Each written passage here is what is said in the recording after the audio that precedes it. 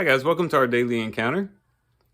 Today we're going to see Elihu's final speech, and he's got a lot of things to say that is somewhat similar to what he said before, but really focusing on the majesty and greatness of God, also in connection to creation and the weather and things like that. And as we read it, we see that Elihu does say some things that are true, and that's really true of all that he said. In certain contexts, what he's saying is true.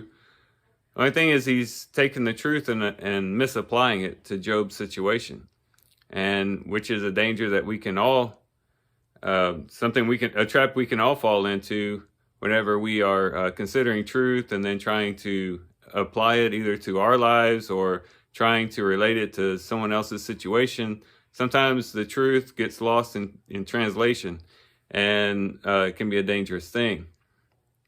But one thing I want to bring out in our devotion today is something I think we'd be a bit remiss if we didn't mention, and that is showing grace to Elihu, and not only just Elihu, but to Job's other friends as well. And we talked about sorry comforters. Job had given a description of his friends in the way that they were, as he called them, sorry comforters, and the fact that they were not very good at comforting him at all. And that's followed through these conversations that Job has had with his friends. And we know that all of us at some point, one way or the other, have probably either directly contacted someone who has fell into some of these traps that Job's friends have, or have heard about people who make such comments. But at the end of the day, we got to show grace. One thing about Job's friends and Elihu here is they have good intentions. In other words, they're trying to help Job out, even though they're really wrong in their assessment of things. They're certainly wrong in the approach that they took in trying to help Job. They weren't listening to him. They were closed-minded. They had tunnel vision when it came to things concerning God and justice. There's a lot of things they did wrong, but they were really trying to help Job out. And just as we would talk about showing grace to people who are suffering and having a challenge of faith and walking them through that process when they have questions and stuff, not being judgmental and showing them grace, it's true the other way around as well.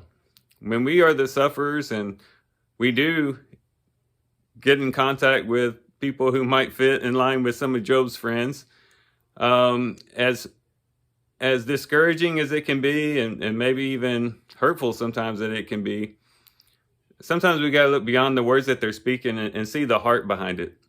Oftentimes they are saying everything the wrong way and misapplying scriptures in all the wrong way, but they're doing it out of genuine concern for us. And that's something that we have to remember.